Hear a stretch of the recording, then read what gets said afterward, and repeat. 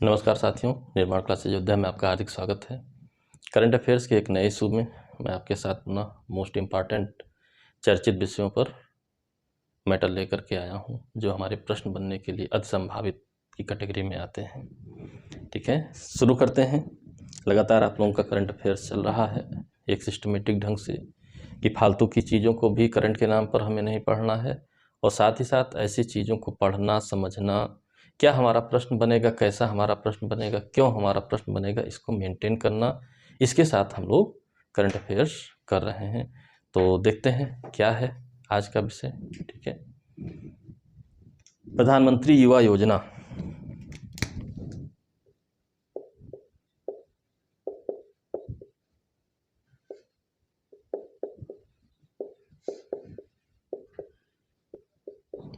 प्रधानमंत्री युवा योजना ये है, जान रहे हैं, कोई भी योजना हो केंद्र सरकार की, राज्य सरकार की, तो आपके लिए मोस्ट इम्पॉर्टेंट रहता है। तो प्रधानमंत्री युवा योजना में क्या है, किसके लिए, तो इसकी सबसे खास बात ये है, ये युवा हैं, इन युवा लेखकों को प्रोत्साहन के लिए है। जैसा कि इस भाग दौड़ की ज़िंदगी में देखा जा रहा है, लेखन शैली विलुप्त हो रही है, लेखन कला में लोग कम माहिर हो रहे हैं। ठीक है, बस सिलेबस ही ख़त्म कर रहे हैं सारी चीज़ें। तो उसी के प्रोत्साहन के लिए, युवा लेखकों को प्रोत्साहन के लिए शिक्षा मंत्रालय द्वारा प्रारंभ किया गया है। शिक्षा मंत्रालय इसके द्वारा प्रारंभ किया गया है, और इसमें 30, ये युवा कौन होंगे, 30 वर्ष से कम आयु वाले। ठीक है, यानी 30 वर्ष से कम आयु वाले कोई युवा हैं जो लेखन कला में पारंगत हैं, उनको प्रोत्साहित किया जाएगा, ताकि और भी लोग प्रोत्साहित हों, और भी बच्चे प्रोत्साहित हों, लिखने की शैली का भी विकास हो। देखा जाए तो बात हमारी आपकी हुई कि कमी आ रही है, तो ये भी एक चिंता का विषय है। ठीक है, अगले प्रश्न की ओर चलते हैं। IGS सक्षम, बस सीधा आपका प्रश्न पूछेगा, टेक्नोलॉजी से रिलेटेड है। IGS सक्षम, ठीक है, सीधा पूछेगा IGS सक्षम क्या है, तो आप बताएंगे अपतटीय गश्ती पोत है, स्वदेश निर्मित है। ठीक है, अपतटीय गश्ती पोत स्वदेश निर्मित, ये इसकी सबसे बड़ी खास बात है। ठीक, स्वदेश, अब इस समय आप देखिए लगातार जो गश्ती पोत हैं, छोटे पोत हैं, उन सब का निर्माण लगभग भारत में ही हो रहा है, स्वदेश निर्मित ही है। कुछ बड़े पोतों को जो है आयात किया गया है, लेकिन इस मामले में आप देखिए लगभग भारत लगातार कई वर्षों से स्वदेश निर्मित पोतों का ही निर्माण कर रहा है। और इस मामले में अग्रणी संस्था कौन बन करके आई है, कई संस्थाएं हैं। तो इसका निर्माण कहाँ हुआ, ये भी आपका जो है बहुत इम्पॉर्टेंट है। गोवा शिपयार्ड लिमिटेड में इसका निर्माण कहाँ पर हुआ है, स्वदेश में, गोवा शिपयार्ड लिमिटेड। ठीक है, ये हमेशा याद रखे रहिएगा, लगातार इसको पूछता रहता है। एक पर्सनालिटी ऐसे ही चर्चा में है, युनसुक योल। युनसुक योल, युनसुक योल। ठीक है, क्यों चर्चा में रहे, बस ऐसे ही कुछ समय तक पूछा जा सकता है, इसके बाद नहीं पूछा जाएगा। ये नए राष्ट्रपति बने हैं दक्षिण कोरिया के। दरअसल उत्तर कोरिया, दक्षिण कोरिया दोनों लगातार चर्चा में रहता है। तो कई बार राष्ट्रपति या head of the government, head of the state जब चेंज होते हैं तो प्रश्न पूछता रहता है। ये दक्षिण कोरिया के नए राष्ट्रपति चुने गए हैं, नए राष्ट्रपति हैं, इस बात को आपको ध्यान रखना है, नए राष्ट्रपति हैं, और पीपुल्स पावर पार्टी के हैं। ठीक है, बाई चांस कभी पूछ ले, इम्पॉर्टेंट नहीं है, बस ऐसे ही पीपुल्स पावर पार्टी के हैं, ऐसे ही जान लीजिए, ऐसे ही जान लेना पर्याप्त है आपके लिए। ठीक, अगला आपका एक विशेष दुर्घटना हुई है पानी के जहाज में। तो पानी के जहाज का नाम भी पूछ सकता है, स्थान भी पूछ सकता है। एक पानी का जहाज था यूरोप, आप जानते हैं ऑटोमोबाइल क्षेत्र में जर्मनी, फ्रांस, खासकर जर्मनी बहुत अग्रणी है। बहुत सी कंपनियां हैं जो लग्जरी कारों का निर्माण करती हैं और कई जगहों पर विदेशों में भेजा जाता है। तो यूरोप से लग्जरी कारें लाद करके ये जहाज जा रही थी, कुछ समस्या हुई, आग लग गई और अंततः वो डूब गया और सारी लग्जरी कारें नष्ट हो गईं। तो बहुत बड़ा चर्चा का विषय रहा है, इसलिए प्रश्न बनने की संभावना बहुत ज़्यादा है। तो इसमें कौन सा है? Felicity yes. इस जहाज का जो नाम है वो है फेलिसिटी एस। ठीक है, ये आपका पानी का जहाज है, पानी का जहाज है, शिप है। ठीक है, मालवाहक यान है, शिप है। ठीक, जर्मनी से यूएसए लगभग 4000 लग्जरी कारें। ठीक है, ये कहाँ से कहाँ जा रहा था? ये जर्मनी से यूएसए जा रहा था। ठीक है, अमेरिका जा रहा था, संयुक्त राज्य अमेरिका जा रहा था और इसमें लगभग 4000, ठीक है, लग्जरी कारें थीं। ठीक, लग्जरी कारें थीं। अब उनमें जैसे लोम्बार्गिनी, ठीक है, वोल्क्सवैगन, इन सब कंपनियों की बहुत महंगी महंगी गाड़ियां थीं, लग्जरी कारें यहाँ जा रही थीं। अब हुआ क्या? ठीक है, एजोरेस द्वीप है। ठीक है, इस बात को भी आपको जानना है, बहुत इंपॉर्टेंट क्वेश्चन है, कई बार प्रश्न भी आया है। वही मैंने बताया, जब प्रश्नों को आप पहचानेंगे तो आपके लिए आसान हो जाएगा। एजोरेस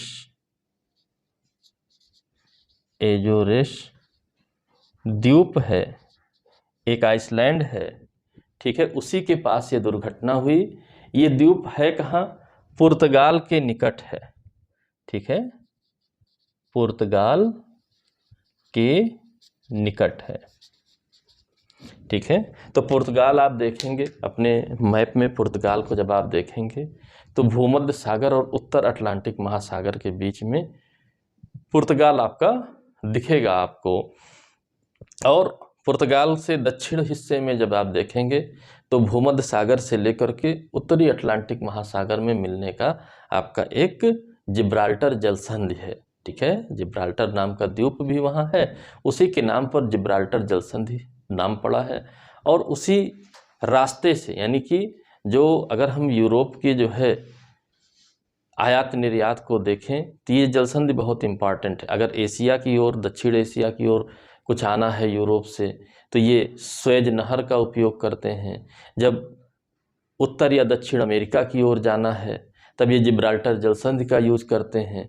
ठीक है, तो ऐसी तमाम चीज़ों को आपको ज्योग्राफी के हिसाब से भी जानना है। तो उसी रास्ते से जा रहा था। एजोरेस द्वीप आपका जो है एटलस में मिल जाएगा। एजोरेस द्वीप इन्होंने क्या किया, यहाँ पर जब आग लग गई, डिस्टर्ब हो गया मामला, तो खींच कर ला रहे थे निकटवर्ती द्वीप के पास, लेकिन डिस्टर्बेंस इतनी ज़्यादा थी कि अंततः वो जहाज उन जली हुई कारों के साथ समंदर में समा गया। ठीक है, समंदर में समा गया। तो बहुत चर्चित रहा है घटनाक्रम, इसलिए आपसे प्रश्न पूछा जा सकता है, ध्यान रखना पड़ेगा। ठीक, फिर है अगला क्वेश्चन, भारत पाक अस्थाई सिंधु आयोग ये क्यों चर्चित हुआ? इसकी वार्षिक बैठक होती रहती है, भारत पाक, ठीक है, अस्थाई सिंधु आयोग। ठीक है, इसकी वार्षिक बैठक होती रहती है। अब वार्षिक बैठक हर साल होती है, हर साल ये चर्चा में आता है, बहुत बार ये प्रश्न भी पूछा जा चुका है। आप जानते हैं कि भारत से ही नदियां निकल करके पाकिस्तान में जाती हैं। ठीक है, झेलम, सिंधु, चेनाब, सतलज, ठीक है, सारी नदियां भारत की ओर से ही पाकिस्तान में जाती हैं। कई तरीके के विवाद हैं और उन विवादों का निपटारा करने के लिए विवाद बढ़ने न पाएँ, इसके लिए भारत और पाकिस्तान ने मिलकर के एक अस्थाई सिंधु आयोग का निर्माण किया है। और उस अस्थाई सिंधु आयोग के और उस ट्रीटी के जरिए 6 नदियों को 3-3 नदियों में दोनों ने बांट लिया है कि हम इसका मैक्सिमम जल उपयोग करेंगे, बाकी आप करोगे, ठीक है, हम इसका न्यूनतम जल उपयोग करेंगे, बाकी आप करोगे। ऐसा समझौता करके बांट लिया है।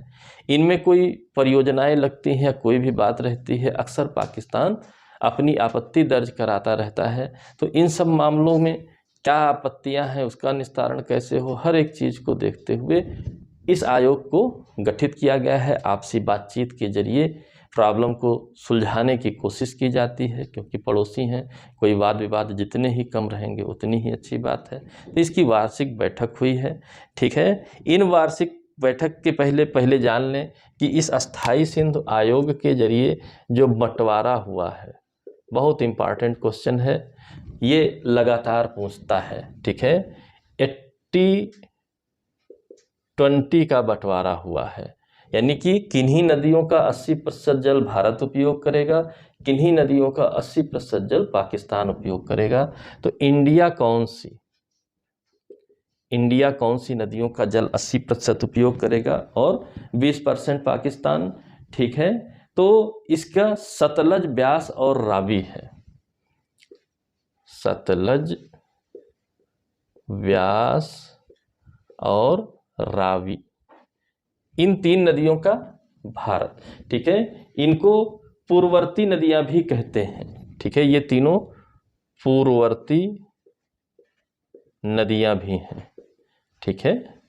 इनको कहा जाता है सतलज, व्यास और रावी को। और वहीं पाकिस्तान जो है यह किन 3 नदियों का 80% जल का उपयोग करेगा? भारत 20% करेगा। चिनाब, झेलम और सिंधु, इसके हिस्से में कौन सी गई? चिनाब, झेलम और सिंधु नदी, ठीक है। सबसे प्रमुख जो सिंधु नदी है उसका 80% जल पाकिस्तान उपयोग में लाएगा। इन्हें पश्चिमी नदियां भी कहा जाता है, ऐसा भी प्रश्न आ सकता है। इन्हें पश्चिमी नदियां भी कहा जाता है, ऐसा भी ध्यान रखे रहिएगा, ठीक। चिनाब, झेलम और सिंधु को, सतलज, ब्यास और रावी को भारत के हिस्से में। तो जब आप देखेंगे एटलस में अपने, तो बहुत स्पष्ट इन नदियों की लोकेशन मिल जाएगी, और उस लोकेशन को जब देखेंगे तो ये प्रश्न आसान हो जाएगा आपको याद होने में, ठीक है। अब अगली बात, ये तो नदियां बंटवारा हो गया, परमानेंट क्वेश्चन है। अब इसी क्वेश्चन के बहाने कुछ मोस्ट इम्पॉर्टेंट आपके क्वेश्चन हैं, ठीक है। तो चर्चा हुई है, ये जब वार्षिक बैठक हुई तो चर्चा हुई, ठीक है। कैसी चर्चा? कुछ विवाद हैं, पाकिस्तान को लगता है कि ये गलत हो रहा है, तो उन विवादों पर चर्चा हुई। अब बात आई सीमावर्ती विवाद, तो अपनी जगह है, उनकी चर्चा वर्चा अपनी जगह की रहती है। नदियों से जुड़ा विवाद, यानी कि भारत अपने हाइड्रो इलेक्ट्रिक प्रोजेक्ट्स को बना रहा है, जिसका तो वो कहता है कि हमारे जल का उपयोग कर ले रहे हैं, संधि का उल्लंघन कर रहे हैं, गलत कर रहे हैं, ठीक है। तो तमाम तरीके की बात करता है। मज़ेदार बात यह है कि पाकिस्तान को डर लगता है, कुछ ऐसी बातें आती हैं पाकिस्तान की ओर से, पाकिस्तान को डर लगता है कि भारत अगर बांध बना करके जल विद्युत परियोजनाएं बनाएगा तो पता चला कि जो है कोई युद्ध की स्थिति आती है तो कोई हथियार दागने की जगह ये कहीं बांध ही तोड़ दिया तो पूरा पाकिस्तान पता चलेगा बह जाएगा, ठीक है। तो तमाम बार इस तरीके से उसने आपत्तियां दर्ज की हैं, वैश्विक स्तर पर आपत्तियां दर्ज की हैं कि भाई इस तरह पानी आप स्टोर कर ले रहे हैं तो परमाणु बम बन जा रहा है, ऐसी भी बातें आती रहती हैं। तो इन्होंने कुछ नई परियोजनाएं लग रही हैं, उसके संबंध में भी चर्चाएं हुई हैं, तो उसको देखते हैं क्या चर्चाएं हैं, किस संबंध में चर्चा है, ठीक है। फजिल्का नाला ड्रेनेज सिस्टम है, फजिल्का नाला, फजिल्का नाला ड्रेनेज सिस्टम है। ये सतलज नदी से जुड़ा हुआ है, सतलज नदी से जुड़ा हुआ है, ठीक है। इस पर चर्चा हुई है, ठीक है, इस पर चर्चा हुई है, ठीक। दूसरा है पाकुल दुल परियोजना, पाकुल दुल परियोजना, ठीक है।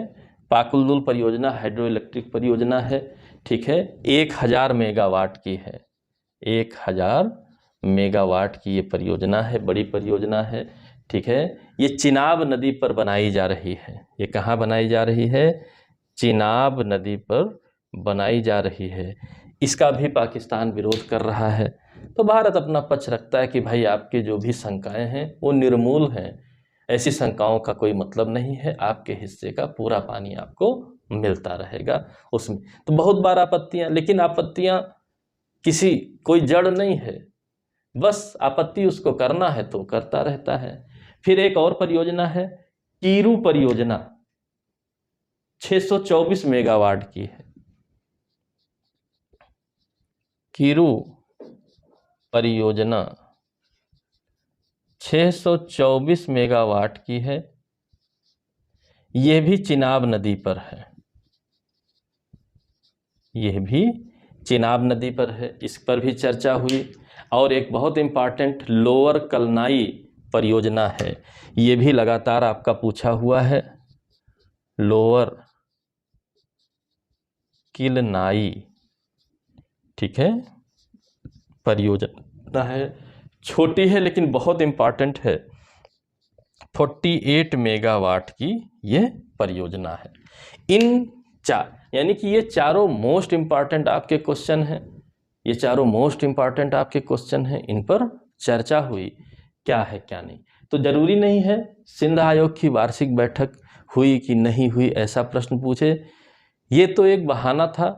प्रश्न जो है वो ये है, नदियों के जल के बंटवारे से संबंधित भारत के हिस्से में कौन, पाकिस्तान के हिस्से में कौन, कौन कौन सी परियोजनाएं हैं, कहाँ पर, ठीक है, जम्मू कश्मीर में ये सब परियोजनाएं हैं, और किन नदियों पर स्थित ये परियोजनाएं हैं। तो ये तो इस साल की चर्चा था लगातार, ठीक है। यहाँ पर बहुत सी ऐसी परियोजनाएं हैं जिन पर लगातार चर्चा चल रही है, पहले से विरोध जताया जा रहा है।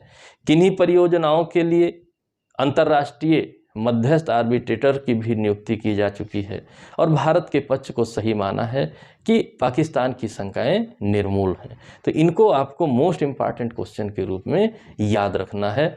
हर परीक्षा में, चाहे वनडे हो चाहे जैसी परीक्षा हो, लगातार आता है। मेंस परीक्षाओं में शॉर्ट नोट्स के रूप में आता है, लगातार ये आने वाले प्रश्न हैं। नहीं आप याद रखेंगे, नहीं तैयार करेंगे तो फिर आपके लिए नुकसान ही होगा। इसलिए इस क्वेश्चन के प्रश्नों की गंभीरता को समझिए।